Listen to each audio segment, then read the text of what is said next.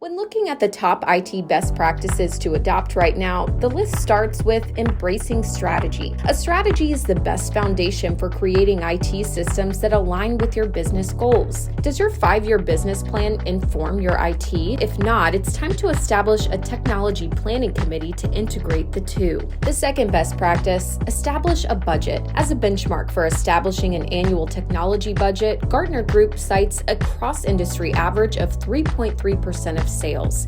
If you can't commit right away, develop basic guidelines to inform your future aspirational state. Lastly, adopt standards. Standards increase the likelihood that all moving parts of your IT environment communicate efficiently and securely. Are your servers, workstations, wireless access points, cloud applications, and firewalls a mixture of business class and home office prosumer class? By upgrading each piece to business class, you'll improve operations, reduce cyber risk, and enhance employee morale. For a full list of IT best practices to adopt right now, head to the blog section of our website, integrisit.com.